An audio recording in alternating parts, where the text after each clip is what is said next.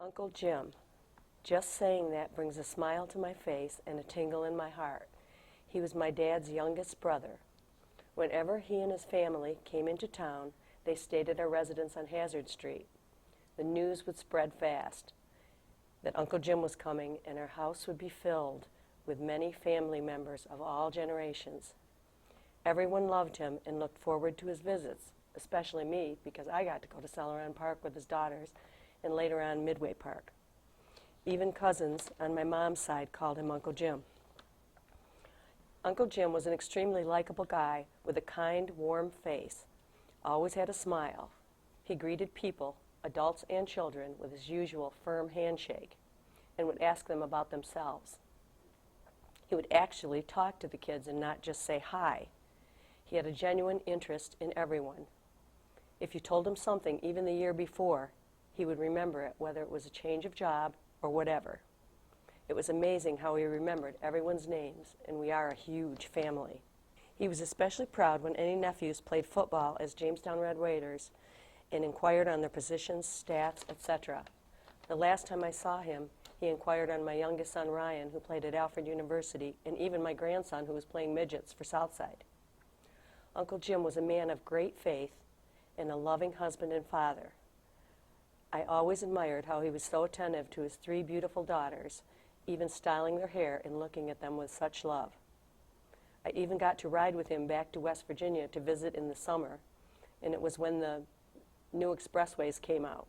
He always made me feel special. He said we were going to stop at the next area for gas and a restroom.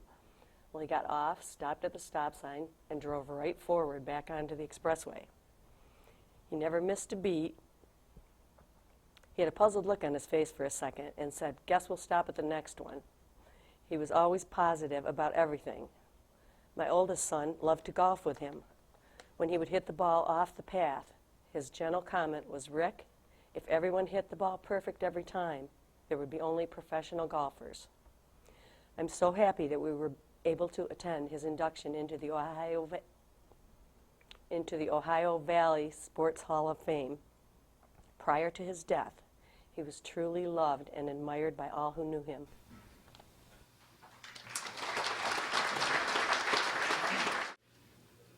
I want everyone to know that Jim's daughters have traveled a great distance to be with us tonight, from Florida, from Delaware, and from Ohio, and we're very honored that they're here tonight.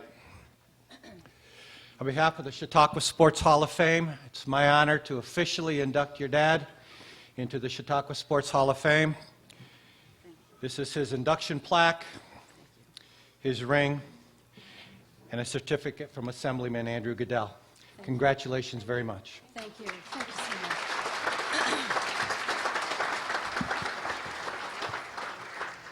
Good evening. I want to thank Rosemary. That was beautiful, Rosemary. And thanks to Jim Bonfiglio for nominating my dad. I truly appreciate that too. We all do. I'm Sally Reynolds, and I'm the middle daughter, and this is my older sister Judy and my younger sister Mary Jo, and we are so pleased to be here this evening. I do want to say, you guys can throw a good party. This has been a really beautiful evening. When my dad left New York State, he always intended to return back to Jamestown, and we talked about this several times. But it was during the Depression, and things just didn't work out. And he had to go where the work was, and it happened to be Wheeling, West Virginia. And there he met my mother, and they married, and they had us, and that became home. But I have to tell you, Jamestown was always in his heart. He had a summer job, and we always, he had 4 days off between when the summer job ended and when football season started. And every year we packed the car and headed for Jamestown, New York. And every year we got lost someplace in Pennsylvania. Those were wonderful summers. He wanted us to know and love his family, and I have to tell you that we do. As you read in his bio, sports were an important part of my dad's life, but he wasn't one-dimensional.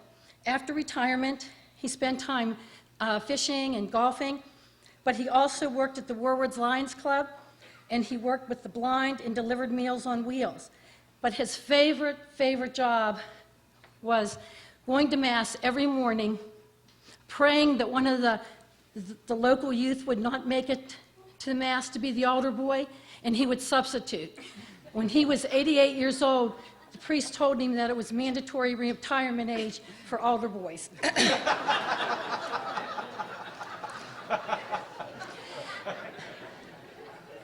You know, with all the wonderful tributes that my father has received, and there have been many, they all took place in West Virginia where he worked and he coached and he lived. But I would tell you that we really wish that he could be here tonight. He would be so humbled and honored by this award. He felt so close to this area, and to be remembered by all of you would be just such a humbling experience for him. But I must say that he is not remembered best for his numerous victories. He is remembered for his heart, the kind of man that he was. Out in the audience, there are several of his nieces and nephews, and my sister and I thank you so much for being here this evening. He was just a well-respected man, but he is remembered best by his children, my sisters and I, our husbands, and our children. He's remembered for his twinkling eyes and his great love of the Lord, his gentle spirit, his kindness, his values, the direction he gave us to live a fulfilling life. On behalf of our Father, we thank you. We thank you for this honor, and we accept it, and not only on behalf of our dad, but on behalf of our mother and the entire Foti family. Thank you.